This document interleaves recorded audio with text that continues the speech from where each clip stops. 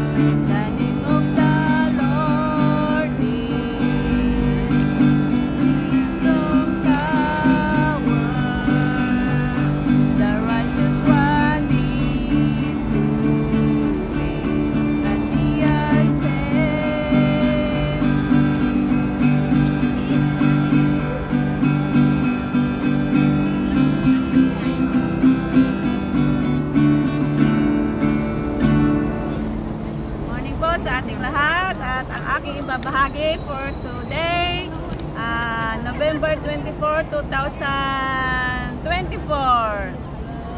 ay ang panalangin. Ito ay mababasa sa Matthew chapter 6, 9 verse 13. At bago po ang lahat, Lord, thank you Lord for this day. Thank you Lord for the life. Thank you Lord for the life of my employers. At thank you Lord for the ministry na pinagkaloob mo sa akin.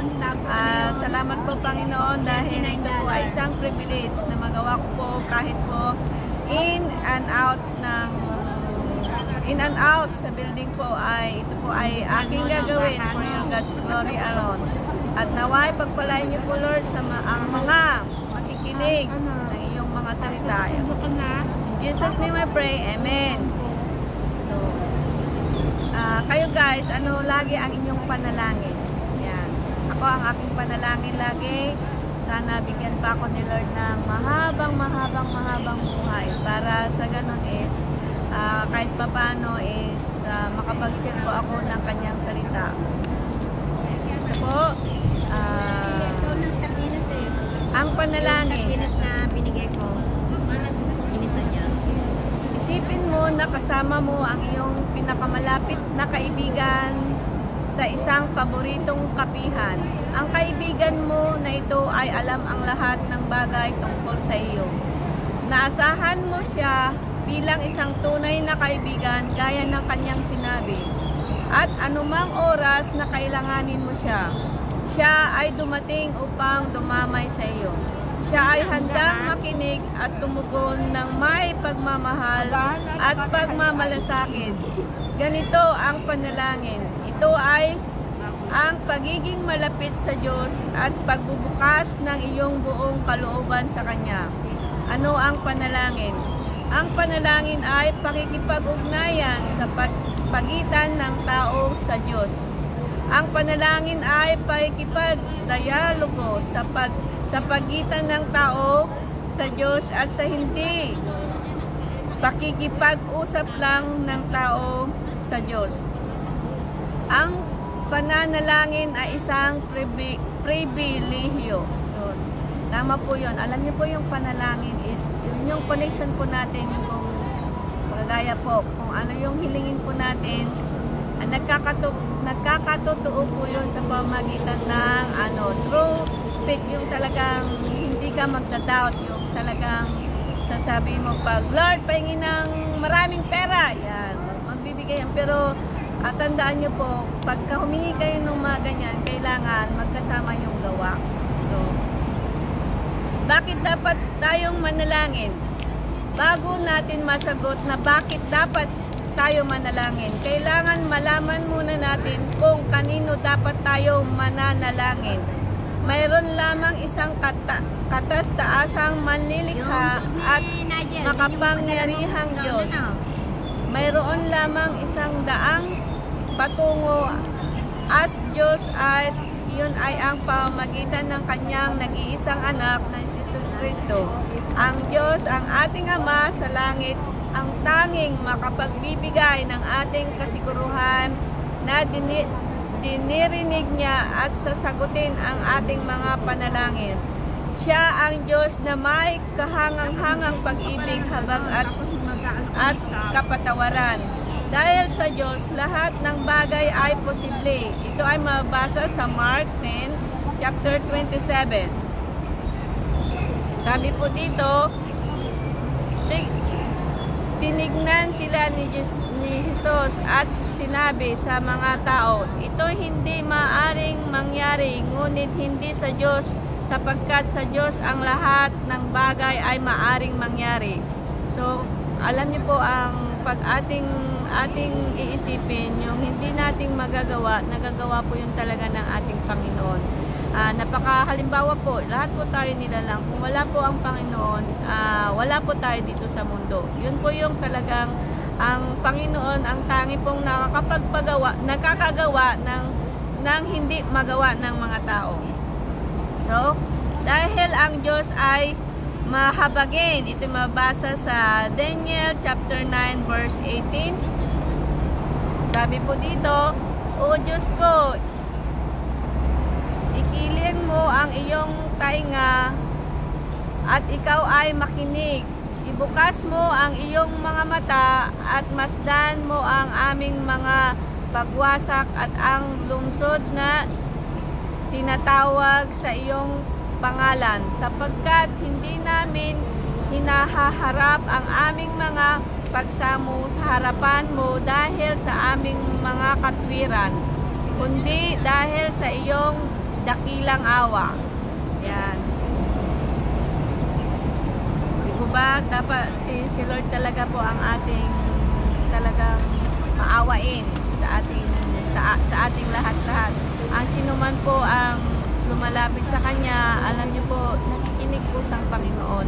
Kagaya ko po dati, hindi po ako marunong magbasa ng ganito, pero by God grace at sa processing, hindi po madali yung aking narating na hanggang ngayon. Dahil po, baka nagtataka kayo kasi nagbabasa ako ng ganito. Bago ko po ito na nagawa, dumaan po muna ako sa talagang zero na estado po. Talagang nag-aral po ako talaga sa zero hanggang sa unti-unti ako ay nagiging ginagamit na ni Lord na kagaya po nito.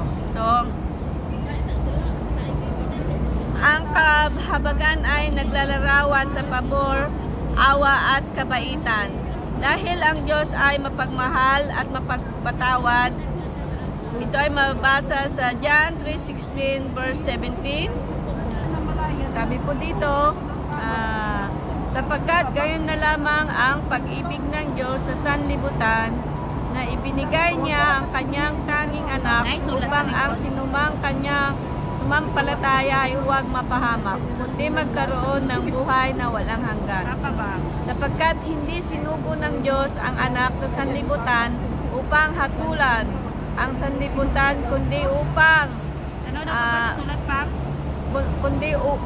ang sanlibutan ay may ligtas sa pamamagitan niya. Ang sumampalataya sa Kanya ay hindi hinahatulan, ngunit ang hindi sumasampalataya ay hinahatulan.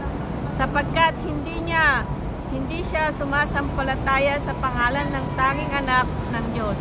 At ito ang kahatulan na nagpapatotoo sa ilaw ng sanlibutan at inibig pa ang mga tao ng kadiliman kaysa sapagkat ang kanilang mga gawa ay masasama.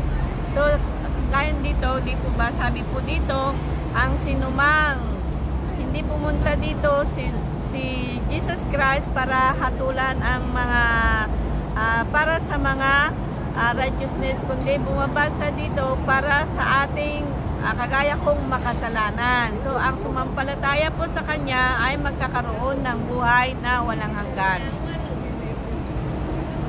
Ang Diyos ay siyang gumawa nito at ang tangi ay may kakayahang gumawa ng ganito. Ngunit ang kanyang kaaway na si Satanas ay nagpadala ng iba't ibang klase ng Diyosan upang iligaw ang mga tao.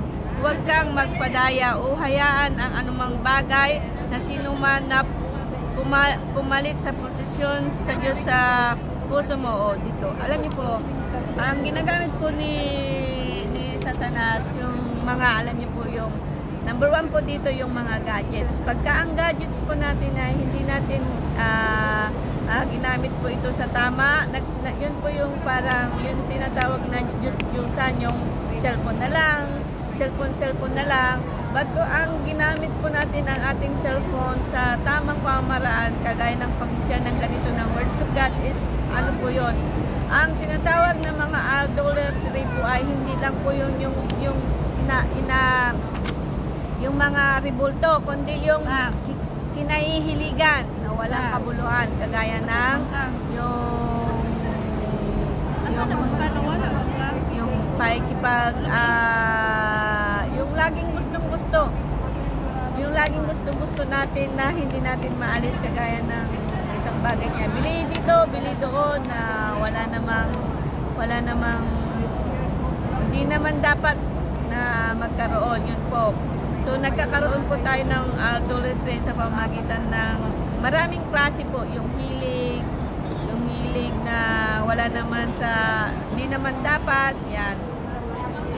Kasi sabi dito, ang Diyos ang siyang gumawa nito at ang tanging may kakayahang gumawa ng ganito. Ngunit ang kanyang kaaway na si Satanas ay nagpadala ng iba't ibang klase ng Diyos-Diyosan upang iligaw ang mga tao. Huwag kang magpadaya o hayaan ang anumang bagay na sinuman na pumalit sa posisyon mo. Alam niyo po pagka ang si Jesus Christ po ang nasa buhay natin, kagaya ko po, ako na lang po mag-example.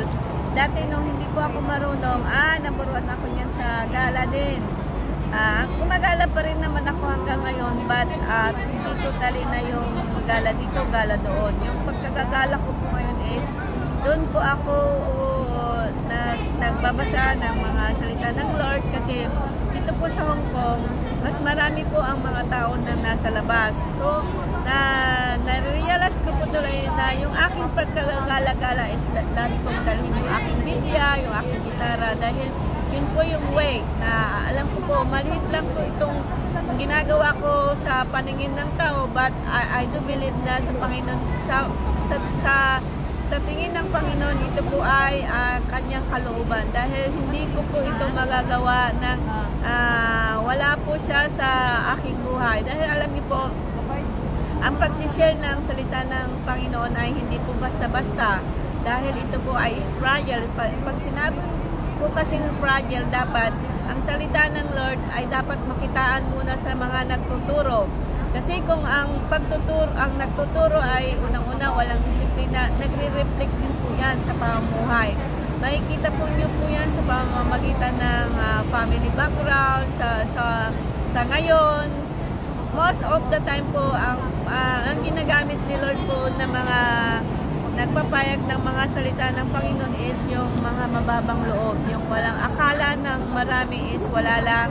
Yun po yung talagang ginagamit ni Lord. Katulad ko po na nag-stay po ako ng maraming churches dito po sa Hong Kong. Sa 12 years ko po dito sa Hong Kong, marami na rin po ako napuntahang churches, but ang napansin ko lang po, yung parang may human role sila na wala si Biblia. Bakit nasabi ko po yun? Kasi pag pumasok ka na po sa isang congregation, kailangan sumunod ka, which is okay naman, but napansin ko po, mas marami po ditong nag-stay sa church, pero hanggang ngayon, unang-una, alam niyo po, doon pa rin po sila sa utang. Alam niyo kung bakit? Kasi hindi nila nababalance yung kanilang mga siguro sahod, hindi ko rin po alam yan kasi may iba't ibang klase tayong rason. But kung tayo sumusunod sa salita ng Panginoon, kagaya ko po, nung pumunta ako dito sa Hong Kong, alam niyo po, zero balance din ako. Buon din ako sa utang, but to God be the glory, nung nakabayad po ako sa aking utang, alam niyo po, ayoko na kong umutang. Bakit? Kasi ang hirap pong magbayad ng utang kahit kunti, kahit loan lang po, pag iniisip ko na yun, ay naano na po ako. So, ang payo ko lang po, just continue read your Bible, guys, kasi yun po yung way, yun po yung ating tools na ating tagumpay sa buhay po. Alam niyo po, pag natutunan niyo po ang Bible, maamis na lang kayo kasi one day, ibang-ibang na kayo ngayon at saka noon. So hanggang dito na lamang po at naway basa-basa po kasi po yun po yung ating spiritual na pandilig sa ating pang-araw-araw, and have a nice day. Bye-bye!